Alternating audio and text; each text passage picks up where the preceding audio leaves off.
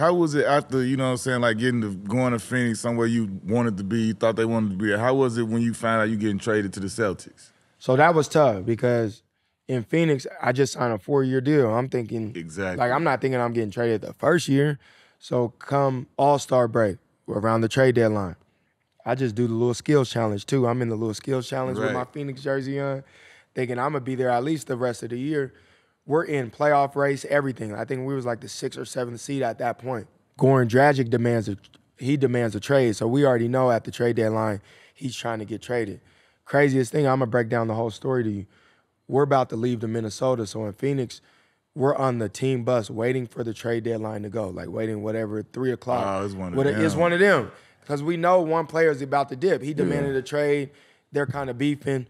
So we wait. He ends up getting traded to Miami. So once we make that trade, everybody's like, okay, this is the squad we got. And the deadline just passed. It's like a minute or two past the deadline. My agent hits me before the deadline and is like, there's like maybe a 10% chance you might be in a deal, but I don't think it's gonna happen. And once the time went by, I'm like, oh, I'm cool. We're on the back of the bus, the whole team. Everybody's like, oh, it's good. This is the team we rocking with the rest of the way. I remember Brandon Wright, left-hand big.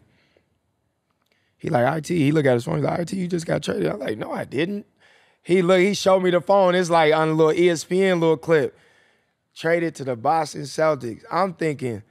First off, I'm thinking, I'm finally on a playoff team. I've been on a losing team for 3 years. I'm finally on a playoff team. Boston just traded Rondo like a month ago. They don't got their big three. Like, it caught me by surprise. I was hot. Crazy thing is, first person who calls me, the older Isaiah Thomas, he like, I know you probably emotional. You got a lot of things going on right now, but this is going to be the best move of your career. I'm not even thinking that. Zeke called me. I'm like, and he told me, he's like, I'm telling you, this is going to be the best thing that happened to your career. At that point, I'm not even seeing where he's coming from. I'm like, Boston, it's cold. I don't even own a coat at that time. It's February. I'm going to practice like this. It's 80 degrees. I'm thinking about Boston. Phoenix and Sacramento. You don't even need all that. They in rebuild mode. They not that good at that point, and it's cold. So when he breaks that down to me, I'm like, yeah, I mean, I can see it, but I don't know what they're thinking. So Danny Ainge calls me. He's excited. He's like, man, welcome to the squad. We're excited to get you. We've been looking for a player like you. We don't got that on this team. So that was my first time really being traded. Obviously, the sign and trade happened with the Phoenix Suns, but it was tough. I didn't think it was going to be a good opportunity or a good situation. I thought it was going to be a good opportunity because they didn't really have any solidified players. They was going through rebuild mode, so I was thinking, damn, I'm going to come in and play again, but like, it's not going to be winning basketball, which I was trying to go towards that in my career. I didn't know what to expect with Boston, but obviously, fast forward, it was kind of one of the best situations for me. And it was a good situation because it was a team that wanted me for who I was and allowed me to be who I was. And it was a team that I needed somebody to allow me to believe in me and who I was at being a 5'9" scoring guard, which is basically unheard of in the NBA. So I did a training camp with Boston. I ain't never get a chance to really I got cut or whatever. But the 2 months I was there, being in an organization like that, when I done been to different organizations, seeing the banners in the practice facility, the arena, like the aura of the Boston Celtics organization, how did that feel? And did you feel the same thing that I was feeling when you feel that right when you walk in. Yeah. You see all the pictures of all the greats. You see the banners. It's a different energy in Boston. Like even when I used to play against Boston, like, it's cool. You know, the arena's cold. Like, you really ain't tripping on playing against the Celtics like that. Especially at that time, they wasn't as good. But, like, when I got traded there and put on a Boston uniform, it changed everything. Like, you're expected to be great. You're expected to win championships. You see Bill Russell around. You see Bill Walton, rest in peace to all them. Yeah. You see all the greatness in Boston. You feel it in the air. You feel it. Yeah. It's an energy changer. Like, it's like greatness in the air. Then don't piggyback, don't. Like, you got the Patriots over there just winning Super Bowls. Right, you got the Boston, you got the Bruins over there winning Super Bowl. Like, it's in the city to be great. So, like, that feeling that definitely was a different feeling than when I was in Sacramento, when I was in Phoenix, and any other feeling I had around any other organization. It was like, you got to be great now. They're not satisfied with going to the first round. They're not satisfied with having a little regular season success.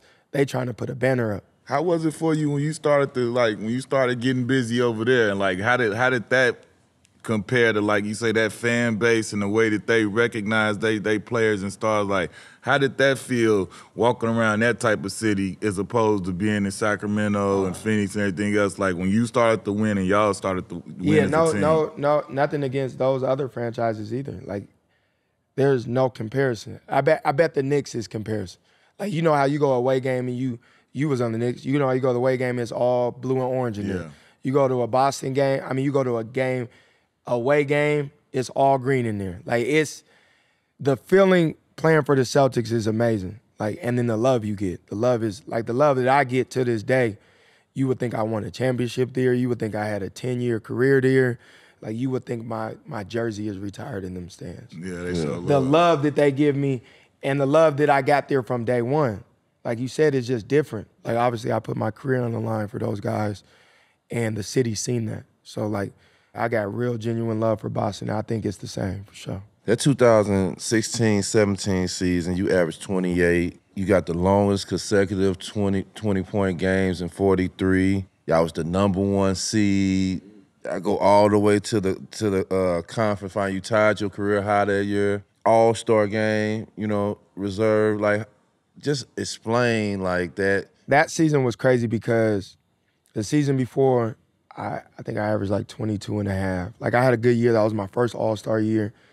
That's when I started to realize, like, I'm one of them players. Like, I'm one of them players. I started to visualize all that stuff. I started to connect with the great players. That's at the time where I started to build a relationship with Kobe Bryant, build a friendship with Tom Brady. I was super close with Floyd Mayweather. So, like, I was trying to surround myself with greatness. Like, I seen where my career was going. Allen Iverson was a big mentor of mine. So, like, that summer, when I really chopped it up with AI and he was like, man, you're just like me. You're a killer. That changed everything for me. Like, mentally, I went to a different level. I remember documenting one thing. I'm like, man, Allen Iverson averaged for a career 26 points a game. Like, that season I just had is not good enough. Like, I got to do a little more. I remember going into it, my goal, I write down my goals every year. My goal was to average 25 that year. They gave me the opportunity. That was the first year in my career I didn't have to look over my shoulder. Like, the first year that you had to look at the coach coming down. I didn't have to do anything. Like, they gave me the green light. I was the franchise guy. It just reminded me of high school, like, where I knew I was gonna get 30 to 35 every night. Yeah. Like, mentally, I figured the game out. So like when you said earlier, like 2 or 3 extra shots gonna get you 6 to 8 extra points. Like, I figured the game out to a T. So when I was able to have that opportunity that year, every night I knew I was getting 30. Yeah. I knew it because I just figured it out. I figured the game out inside and out. I watched film every day. I prepared on some Kobe shit, like I really did. And he was able to mentor me and like really mold me all year. Like, I used to call Kobe at night. Like, what do I do when they're defending me like this? We used to watch film. Like, really, like, he used to really take his time and watch film with me. And it was like, my skills were always there. My mental just took it to a different level. And that's how I was able to have that success. And obviously my teammates allowed me to be who I was. My coaching staff, Brad Stevens, put me in position to be who I was, and they embraced that. Like I said earlier, when I got traded to Boston, it was a team that needed a guy like me, and I needed a team to give me a chance like that, and they did. And every year I just got a little better. Every year I was just a little more paranoid to get closer to greatness. When I went into that year, my goal was to average 25, and I just kept exceeding that. And when I seen that success, no disrespect to anybody else that I played against that year, but no other guard would even look me in my eye because they knew what it was. Like, it didn't matter. It didn't matter who it was, the best of the best. They know you was coming. They knew I was coming. Not saying I was going to win that battle that night, but they knew a 30-piece was coming. Yeah. For sure they did. And I seen it and I felt it. And I know that type of, that's why, like, I be telling young guys to this day, like, if you ever get that opportunity to be in that space and to have the opportunity to be a franchise guy, stay in that space as long as you can, because that shit goes like this.